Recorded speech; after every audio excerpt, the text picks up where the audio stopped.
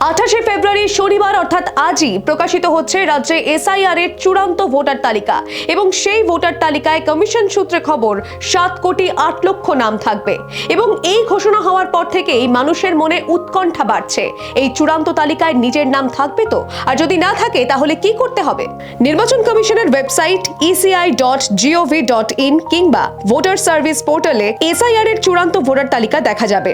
রাজ্যের মুখ্য নির্বাচনী আধিকারিক মনোজ কুমার আগরওয়াল জানিয়েছেন, শনিবার দুপুর 2টোর মধ্যে তালিকাটি অনলাইনে আপলোড করা হবে। এরপর ভোটাররা নিজেদের এপিক নম্বর ব্যবহার করে তালিকায় নাম রয়েছে কিনা যাচাই করতে পারবেন। শুধু অনলাইনে নয়, অফলাইনেও ব্যবস্থা রাখা হয়েছে। সিইও অফিস থেকে 8টি স্বীকৃত রাজনৈতিক দলের প্রতিনিধিদের হাতে পেনড্রাইভে করে তালিকা তুলে দেওয়া হবে। পাশাপাশি জেলা নির্বাচন আধিকারিক দপ্তর থেকে স্বীকৃত রাজনৈতিক দলগুলিকে তালিকার 2টি হার্ড কপি দেওয়া হবে। সাধারণ মানুষ চাইলেও নির্দিষ্ট দপ্তরে গিয়ে তালিকা দেখতে পারবেন। DO office, SDO office, BDO অফিসে চূড়ান্ত ভোটার তালিকার হার্ড কপি রাখা হবে।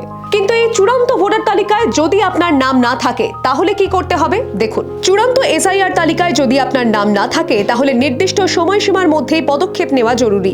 তালিকা প্রকাশের পর 15 দিনের মধ্যে জেলা নির্বাচন আধিকারিক অর্থাৎ ডিওর কাছে আবেদন জানানো হবে। সেখানে সমস্যার সমাধান না হলে বিষয়টি মুখ্য নির্বাচনী আধিকারিক অর্থাৎ সিইও দপ্তরে নিয়ে যেতে হবে। তবুও যদি আবেদন গ্রহণ না হয় সেক্ষেত্রে ফর্ম 6 ডাউনলোড করে নতুন ভোটার হিসেবে নাম নথিভুক্ত করার আবেদন করা হবে। তবে মনে রাখতে হবে, মনোনয়ন জমা দেওয়ার শেষ দিনের অন্তত 10 দিন আগে এই ফর্ম 6 জমা দিতে হবে। Bureau report, the wall news.